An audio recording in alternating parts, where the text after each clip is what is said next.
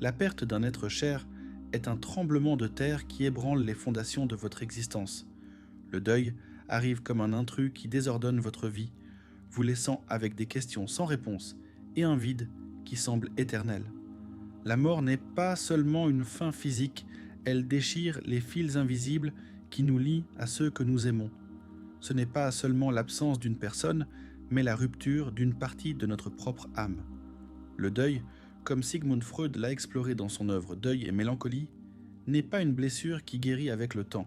C'est un processus actif, un travail interne qui exige de recomposer le moi face à une réalité fracturée. Dans ce texte, nous explorerons pourquoi le deuil peut ressembler à une ombre qui ne s'efface jamais à travers les idées de Freud dans un parcours qui cherche à donner un sens à la douleur. Le deuil est l'écho d'un amour qui fut un jour. Freud a expliqué que lorsque nous aimons, nous investissons une partie de notre énergie psychique, notre notre libido dans la personne aimée. Nous créons des ponts émotionnels qui s'entrelacent avec notre identité. Lorsque cette personne meurt, ces ponts se brisent et avec eux, une partie de nous-mêmes. La douleur n'est pas seulement pour celui qui est parti, mais pour la nécessité de reconstruire qui nous sommes sans ce pilier essentiel. Ce processus est épuisant. Il ne s'agit pas seulement de manquer, mais de réorganiser votre monde intérieur.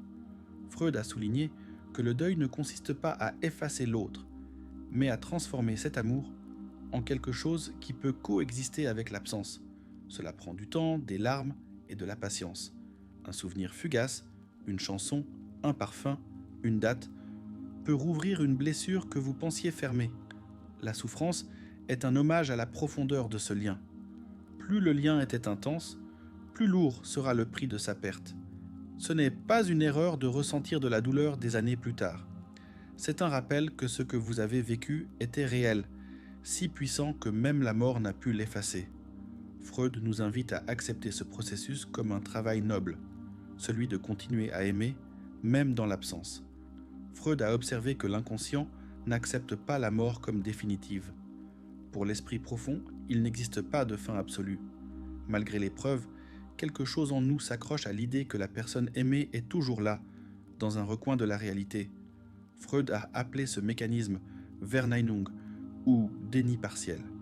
L'inconscient crée une réalité parallèle où la personne perdue reste présente, que ce soit dans les rêves, les souvenirs ou les habitudes quotidiennes. Ces gestes ne sont pas des signes de faiblesse, mais des tentatives de l'ego pour adoucir l'impact de la perte. Cette tension entre présence et absence génère de la confusion. Vous pouvez sentir que vous avez accepté la réalité, mais un rêve vif ou un souvenir inattendu vous ramène à la douleur. Selon Freud, ce déni est un bouclier protecteur qui nous permet d'affronter la perte petit à petit. C'est l'une des raisons pour lesquelles le deuil peut sembler éternel. Comprendre cette dynamique est une étape pour réconcilier la raison avec le cœur. La culpabilité est un compagnon fréquent dans le deuil. Freud a noté que, après une perte, l'ego se punit souvent lui-même, cherchant des raisons de se sentir responsable. Ces questions n'ont pas toujours une base rationnelle, mais elles sont une manière de tenter de reprendre le contrôle sur l'incontrôlable. La culpabilité surgit parce que l'amour implique une responsabilité. Lorsque nous aimons, nous nous sentons gardiens du bien-être de l'autre. La mort rompt cette promesse implicite, nous laissant avec un sentiment d'échec. Se libérer de la culpabilité exige de la compassion envers soi-même. Reconnaître que l'amour ne peut pas toujours empêcher la perte est une étape douloureuse mais nécessaire. Ce voyage, comme Freud le suggérait, ne consiste pas seulement à lâcher l'autre, mais aussi à nous pardonner nous-mêmes. Les souvenirs ne sont pas seulement des images du passé, ce sont des fragments d'une vie partagée qui restent vivants dans votre esprit. Freud a décrit comment les objets, les lieux et les rituels associés à la personne perdue deviennent des traces psychiques qui maintiennent leur présence. Une chaise vide, une vieille lettre, un parfum oublié, tous sont des portails vers la douleur, mais aussi vers l'amour. Ces souvenirs sont ambivalents. D'un côté, ils vous relient à celui qui est parti. De l'autre, ils vous rappellent dans son absence. Freud a expliqué que le travail du deuil consiste à apprendre à coexister avec ces traces en les intégrant dans votre histoire sans qu'elles vous détruisent. La société attend que le deuil soit bref, comme s'il avait une date d'expiration. Mais Freud savait que la douleur ne suit pas un calendrier. La pression pour revenir à la normale peut vous faire sentir incompris, comme si votre souffrance était une anomalie. Recomposer votre identité après une perte n'est pas quelque chose qui se réalise en semaines ou en mois. Votre douleur est valide, peu importe combien de temps a passé. Freud nous rappelle que le deuil est un travail interne, pas une performance pour plaire aux autres. Donner de l'espace à votre douleur est un acte de courage. Freud croyait que le deuil ne cherche pas à éliminer l'amour, mais à le transformer. Cela implique d'apprendre à porter la personne perdue en vous, non comme une blessure ouverte, mais comme une partie de votre histoire. Ce processus est lent et douloureux. Il exige d'accepter que l'amour peut exister sans la présence physique de l'autre. Freud a suggéré que, en intégrant cet amour transformé, l'ego trouve une nouvelle manière d'exister, une qui inclut la perte sans être définie par elle. Freud voyait le deuil comme un voyage intérieur, un processus qui, bien que douloureux, peut mener à une meilleure compréhension de soi-même. Affronter la perte révèle votre résilience, votre capacité à aimer et votre humanité. Trouver un sens au deuil ne signifie pas justifier la perte, mais l'intégrer dans votre récit. Votre douleur fait partie de votre histoire, mais ce n'est pas la fin. Freud nous enseigne qu'en parcourant ce chemin avec conscience, nous pouvons transformer la souffrance en une source de croissance, un témoignage qu'il y a de la place pour la lumière, même dans l'obscurité. Ce texte est un rappel que votre douleur est valide, profonde et humaine. À travers les idées de Freud, nous avons exploré pourquoi le deuil persiste et comment, bien qu'il ne disparaisse jamais complètement, il peut devenir une partie d'une histoire plus vaste, celle de votre survie. Le deuil n'est pas la fin, c'est une continuation silencieuse de l'amour. Continuez à marcher avec patience, avec compassion et avec la certitude que ce que vous ressentez est la preuve d'une vie vécue avec profondeur. Parfois, le souvenir de celui qui n'est plus arrive avec une telle intensité qu'il semble que l'adieu date d'hier. Nous vivons pris entre deux réalités, l'une qui accepte la perte et l'autre qui s'accroche à l'espoir de l'impossible. Cette dualité, comme une danse entre savoir et espérer, prolonge la souffrance, empêchant de fermer le cycle émotionnel. Le deuil n'est pas un chemin droit, c'est une spirale qui nous ramène encore et encore au même paysage émotionnel. Selon Freud, l'inconscient résiste à lâcher prise, se déplaçant lentement pour assimiler l'absence. Pour guérir, le moi doit affronter cette résistance, accepter que l'être aimé n'est plus dans le monde physique, mais reste vivant dans la mémoire. Ce processus, cependant, est rempli de douleur. Chaque souvenir est une confrontation, chaque rêve une tentative de négocier avec la réalité. Même des années plus tard, l'inconscient peut réactiver ces mécanismes, car il n'opère pas avec des dates, mais avec la force du lien. Le deuil, comme Freud le décrivait, est l'effort de retirer l'énergie émotionnelle investie dans celui qui est parti. Mais lorsque l'inconscient refuse de lâcher, la douleur persiste, comme si le processus n'avait jamais commencé. Comprendre que cette souffrance naît d'une résistance profonde peut être un soulagement. Ce n'est pas un signe de fragilité de s'accrocher aux souvenirs. C'est la preuve de combien on a aimé. Accepter que l'inconscient a besoin de son propre temps pour guérir est un acte de compassion envers soi-même. Avec le temps, si la douleur ne diminue pas, quelque chose de subtil mais puissant peut se produire. Le deuil cesse d'être une étape et devient une partie de qui nous sommes. Freud a observé que, dans ces cas, le deuil se transforme en mélancolie, un état où le moi se fusionne avec l'absence de l'autre. Au lieu de traiter la perte, l'esprit l'absorbe, se définissant par elle. Des phrases comme « je n'ai plus jamais été le même » cessent d'être des expressions passagères et deviennent une vérité existentielle. La douleur n'est plus seulement une réaction, c'est une structure qui donne forme à la vie. La perte cesse d'être un événement et devient une perspective qui colore tout, les relations, les décisions, même la manière de voir le monde. Freud expliquait que, après une perte, le moi tente de retirer l'énergie émotionnelle investie dans l'être cher. Mais dans les cas de deuil prolongé, ce processus échoue. Au lieu de lâcher prise, le moi s'identifie à l'absent, le portant en lui comme une présence constante. C'est comme si, en maintenant la douleur, on maintenait vivante la connexion avec celui qui est parti, bien que cela ait un coût émotionnel énorme. Le danger réside dans le fait qu'avancer implique de se détacher de cette identité construite autour de la souffrance, et beaucoup craignent que cela soit une trahison. Cesser de souffrir semble équivaloir à oublier, et l'inconscient s'accroche à la douleur comme à un dernier lien avec l'amour perdu. Cependant, Freud ne proposait pas d'effacer les souvenirs, mais de les intégrer d'une manière qui permette de vivre. Transformer l'absence en un souvenir qui accompagne sans paralyser est le défi. Reconnaître que le deuil est devenu une identité est difficile, car il se déguise en loyauté et en amour. Mais comprendre ce mécanisme peut ouvrir un chemin vers la liberté émotionnelle, permettant d'honorer le passé sans sacrifier le présent. Voulez-vous découvrir comment briser ce cycle ? Restez avec nous. La culpabilité est une ombre constante dans le deuil, un sentiment qui surgit pas toujours à cause d'actions concrètes, mais à cause de ce qui aurait pu être. J'aurais dû en dire plus. Si j'avais agi différemment, peut-être. Même le simple fait d'être en vie quand l'autre ne l'est plus peut générer un poids insupportable.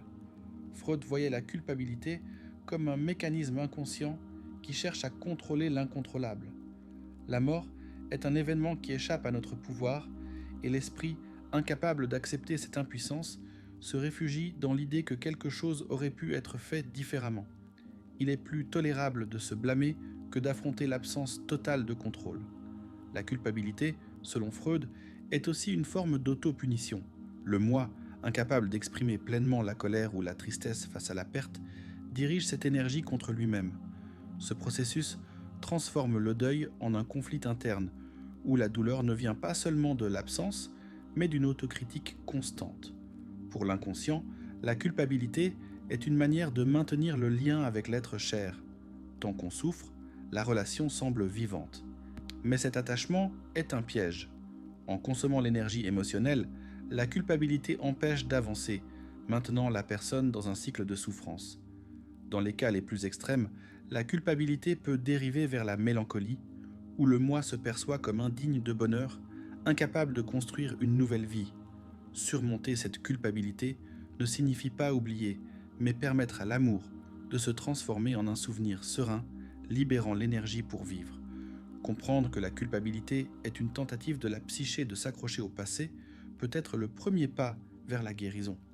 Le deuil n'est pas quelque chose qu'on surmonte comme un obstacle, c'est un processus de réintégration, d'apprendre à porter la perte sans qu'elle définisse la vie. Freud insistait sur le fait que le travail du deuil consiste à transformer l'absence en une présence symbolique, un souvenir qui renforce au lieu de paralyser. Cela n'implique pas d'oublier, mais de trouver une place pour l'amour qui n'empêche pas d'avancer. Le défi est de reconnaître que la douleur, bien que profonde, n'est pas la seule manière d'honorer celui qui est parti.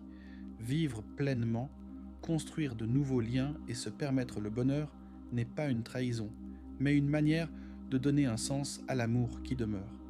L'inconscient, avec son propre rythme, peut résister à ce changement, mais avec du temps et de l'autocompassion, il est possible d'avancer. Si ces réflexions résonnent avec vous, abonnez-vous et activez les notifications pour continuer à explorer la complexité de l'esprit humain. Le deuil est une preuve de la profondeur avec laquelle nous pouvons aimer, mais aussi une opportunité d'apprendre à vivre avec cette vérité. Le deuil et sa transformation en sagesse. Avez-vous déjà senti qu'une perte vous plonge dans un abîme, mais qu'en même temps elle murmure qu'il y a un chemin vers la lumière? Le deuil est une expérience que nous affrontons tous à un moment donné, mais chacun le vit de manière unique. Il nous confronte à notre vulnérabilité, à l'incapacité de contrôler le destin, et pourtant, il nous invite à découvrir une force intérieure que nous ignorions peut-être.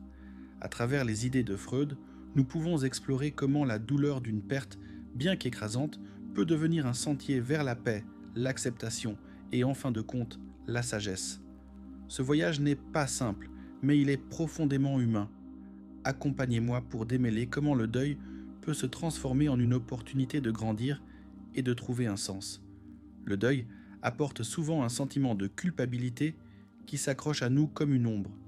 Nous nous demandons si nous aurions pu faire plus, être plus présents, dire quelque chose de différent. Ces doutes nous poursuivent, mais la culpabilité, bien qu'elle semble justifiée, s'aligne rarement avec la réalité. C'est une réaction émotionnelle à quelque chose qui, au fond, échappe à notre contrôle. Personne ne peut aimer sans erreur, Personne ne peut être présent à chaque instant. L'imperfection fait partie de notre condition humaine, et nous punir pour cela ne fait qu'aggraver la souffrance. Se libérer de la culpabilité ne signifie pas oublier celui que nous avons perdu, ni minimiser son absence. Cela signifie permettre à l'amour que nous ressentons pour eux de se transformer en un souvenir serein, libre du poids du remords. Freud nous enseigne que la culpabilité est un lien illusoire qui nous maintient attachés à la douleur. En la relâchant, nous créons un espace pour une connexion différente, faite de gratitude, de paix et d'acceptation, où l'être cher reste vivant dans notre mémoire et non dans notre agonie. Imaginez un monde où l'amour pour celui qui n'est plus devient un refuge au lieu d'une blessure. C'est le premier pas vers la guérison. Le monde qui nous entoure, cependant, ne facilite pas toujours ce processus. Nous vivons dans une société qui valorise la rapidité, la productivité et le dépassement immédiat. Mais le deuil ne s'adapte pas à ces exigences. Il ne suit pas un horaire, ni ne se soumet à des délais externes. Freud comprenait que la douleur psychologique a besoin de temps, un temps que notre culture accélérée accorde rarement. Dans les premiers jours après une perte, il y a souvent une brève période d'empathie. Des amis envoient des messages, la famille offre du réconfort, une communauté semble comprendre. Mais cette compréhension est fugace. Bientôt arrivent les invitations à aller de l'avant, à reprendre le travail, à sourire de nouveau, comme si le deuil pouvait s'inscrire dans un calendrier ou se mesurer avec une montre. Cependant, le deuil a son propre rythme, souvent chaotique et imprévisible. Un jour, vous sentez que vous pouvez avancer et le lendemain, tout semble s'effondrer. Forcer ce processus ne mène qu'à la répression, et ce qui est en réprimé ne disparaît pas. Comme Freud l'a averti, les sentiments qui ne sont pas exprimés se transforment en insomnie, en anxiété, en apathie ou même en douleur physique. La douleur silencieuse trouve des moyens de se manifester, affectant nos relations, notre santé et notre capacité à trouver de la joie. De plus, la société impose des attentes sur la manière dont nous devrions vivre le deuil. Pleurer trop est vu comme une exagération, ne pas pleurer comme de la froideur. On attend une posture équilibrée, comme s'il était possible de contrôler des émotions aussi profondes. Ces pressions ajoutent une couche supplémentaire de culpabilité. La personne en deuil commence à se questionner. Est-ce que je ressens trop ? Pourquoi ne puis-je pas m'en remettre ? Que penseront les autres ? Ce jugement silencieux contribue à l'isolement. Ceux qui souffrent sentent qu'ils ne peuvent pas partager pleinement leur expérience et le deuil, déjà solitaire par nature, devient encore plus lourd. Freud savait que l'écoute est essentielle. Avoir quelqu'un qui accueille sans juger, qui est simplement présent, peut faire la différence entre un deuil qui évolue et un deuil qui stagne. Se permettre de ressentir la douleur sans la pression de surmonter rapidement est un acte de courage. Dans un monde qui accélère tout, le deuil nous demande le contraire, une pause, une réflexion et de la patience. Dans cette pause, nous trouvons non seulement du soulagement, mais aussi la possibilité de nous reconstruire. Un autre aspect douloureux du deuil est l'idée, souvent suggérée par d'autres, que ce qui a été perdu peut être remplacé. Des phrases comme « tu aimeras à nouveau » ou « la vie continue », bien qu'intentions bien intentionnées, peuvent blesser profondément. Freud comprenait qu'un lien véritable est unique et irremplaçable. Chaque amour, chaque relation occupe un sens intime dans notre âme. Essayer de combler ce vide avec de nouvelles expériences, relations ou relations, n'est souvent futile, car ce qui a été perdu n'était pas seulement une présence, mais une partie fondamentale de notre structure émotionnelle. Pourtant, le deuil exige un processus complexe et douloureux. Lâcher l'énergie émotionnelle, nous nous unissons à celui qui n'est plus là. Freud l'a décrit comme le retrait de la libido, un effort psychique qui ne peut pas être précipité. Tenter de sauter cette étape ne prolonge que la souffrance. Souvent, la douleur devient un gardien de la mémoire. La laisser partir semble une trahison, comme si avancer signifiait effacer ce qui a été vécu. Mais surmonter le deuil n'est pas oublier, c'est transformer. L'amour, pour celui qui nous a perdus, peut trouver une nouvelle place dans notre intérieur, comme un souvenir chaleureux qui ne blesse pas, mais qui accompagne. Freud nous montre que accepter la singularité de ce qui a été perdu nous permet d'ouvrir nous-mêmes à de nouvelles expériences sans sentir que nous trahissons le passé. Il ne s'agit pas de remplacer, mais de permettre à l'amour d'évoluer vers un espace de paix et de gratitude. Le deuil, bien que dévastateur, peut aussi être un terrain fertile pour une transformation profonde. Freud croyait que la souffrance, lorsqu'elle est vécue consciemment, peut devenir de la sagesse. Un deuil bien élaboré ne supprime pas la douleur complètement, mais la transforme en quelque chose de moins aigu, plus serein et plus mature. La personne qui traverse une perte ne redevient jamais la même, et elle ne devrait pas l'être. Le processus du deuil, selon Freud, est une reconstruction du moi. Chaque larme, chaque souvenir, chaque moment d'introspection ou qu'il s'agisse, contribue à une nouvelle forme d'existence. La douleur, lorsqu'elle est embrassée, devient un maître qui nous enseigne la fragilité de la vie, la valeur de l'amour et la résilience du corps. Ne crains pas le deuil. Bien qu'il fasse mal, c'est aussi une occasion de croître, de comprendre qui nous sommes et ce que signifie aimer. Freud nous rappelle que l'ego, bien que blessé, peut se renforcer à travers la perte. La douleur n'est pas la fin, c'est le début d'une sagesse que seule l'expérience peut conférer. Au final, le deuil ne supprime pas ce qui a été vécu, mais le transfigure, nous permettant de porter ceux que nous aimons dans notre cœur, non pas comme une blessure, mais comme un legs d'amour et d'apprentissage. Pourquoi la douleur de la perte semble-t-elle éternelle ? Le deuil, ce poids qui semble parfois impossible à lâcher, n'est pas seulement une ombre qui obscurcit la vie, mais une expérience qui peut modeler notre façon d'exister. Avez-vous déjà senti qu'un souvenir vous enlace et vous fait mal en même temps ? Accompagnez-nous dans cette réflexion sur la manière dont le deuil, avec sa douleur et sa vérité, peut devenir un phare de lumière et d'humanité. Les expériences de perte ne s'évanouissent pas, elles s'intègrent en nous, tissant une nouvelle couche dans notre identité. Cette couche nous rend plus conscients de la fragilité de la vie et plus sensibles à ce qui compte vraiment. Il ne s'agit pas de romantiser la souffrance. La douleur du deuil est brute, écrasante et réelle. Cependant, comme Freud le signalait, dans cette douleur réside un potentiel transformateur. Lorsque le deuil est vécu avec honnêteté et qu'on lui donne du temps, il peut renforcer notre connexion avec l'humain. Il nous confronte à la finitude, nous secoue face à l'impermanence et nous invite à réordonner nos priorités.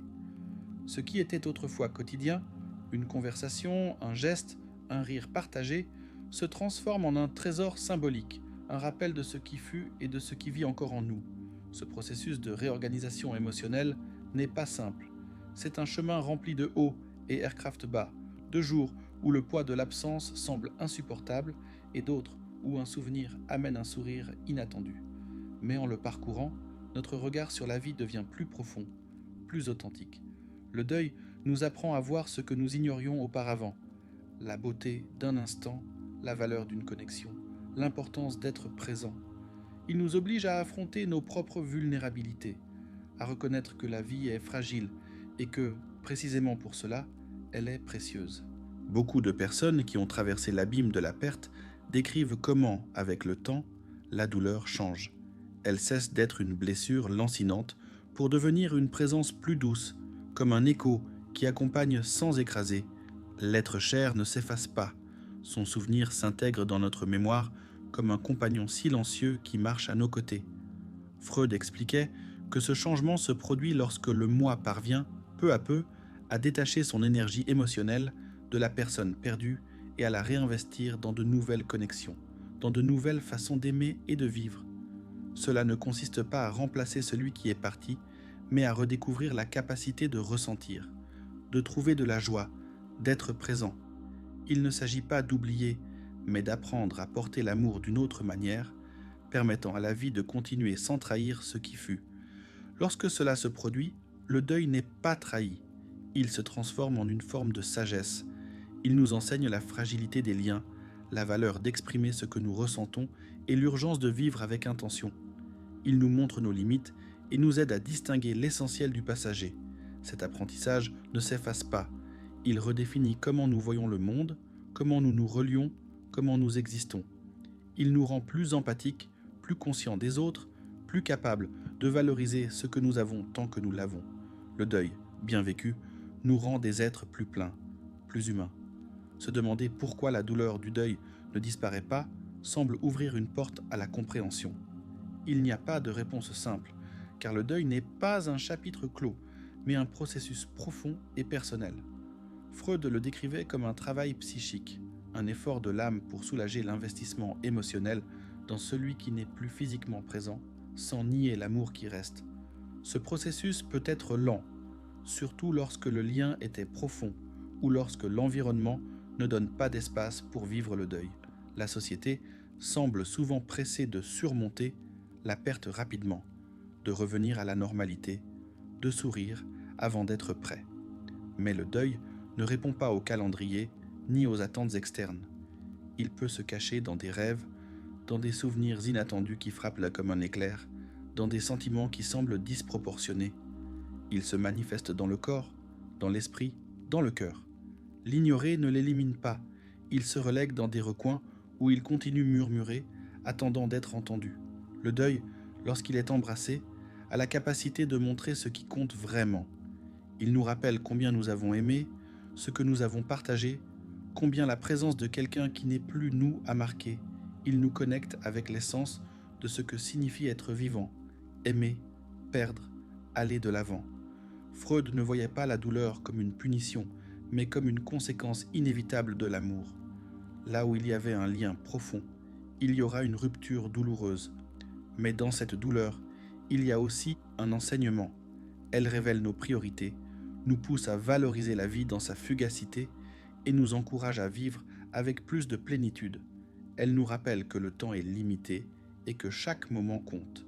Avec le temps, la douleur qui nous paralysait auparavant peut transformer en un souvenir qui réconforte. Elle ne disparaît pas, mais change de place, d'un tourment qui consume à un désir tendre, d'une blessure ouverte à une cicatrice qui raconte une histoire. Cette cicatrice n'est pas un défaut, c'est une marque d'amour, une preuve que nous avons vécu, que nous avons aimé, que nous sommes allés de l'avant malgré tout. Le deuil, dans ce sens, n'est pas une fin, mais un voyage qui nous transforme, qui nous rend plus conscients, plus compatissants, plus connectés à ce qui compte vraiment. Il n'y a pas de deuil semblable à un autre. Chaque personne le vit à sa manière, sans règles fixes ni délais établis. Certains trouvent du réconfort dans les rituels, d'autres dans la solitude, d'autres dans le partage de leur histoire. Ce qui est universel, c'est le besoin d'être entendu, d'être respecté, d'être compris. Freud nous invite à regarder à l'intérieur avec curiosité, sans nous juger, pour comprendre ce que la douleur essaie de nous enseigner. Si la douleur persiste, ce n'est pas un signe d'échec, mais un reflet de l'amour qui vit encore en vous. Peut-être qu'il ne s'agit pas de se débarrasser de la douleur, mais d'apprendre à la porter d'une manière différente, de permettre qu'elle devienne une partie de votre histoire sans vous définir entièrement. La guérison ne consiste pas à effacer le souvenir, mais à l'intégrer dans votre vie. Que la douleur se transforme en sagesse, que l'absence cesse d'être un poids pour devenir une présence subtile qui vous guide. Que les souvenirs de ceux qui ne sont plus soient une lumière qui éclaire votre chemin, un rappel que l'amour, même s'il change de forme, ne disparaît jamais. Que la vie, bien que différente, reste un espace pour la connexion, la joie et le sens. Si ces mots ont résonné avec vous, souvenez-vous que vous n'êtes pas seul. La douleur a besoin d'être entendue pour se transformer. Partagez cette réflexion avec quelqu'un qui pourrait en avoir besoin. Abonnez-vous et activez les notifications pour continuer à explorer ensemble des thèmes qui touchent l'âme.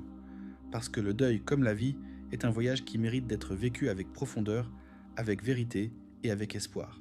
Restez avec nous, car cette conversation ne fait que commencer.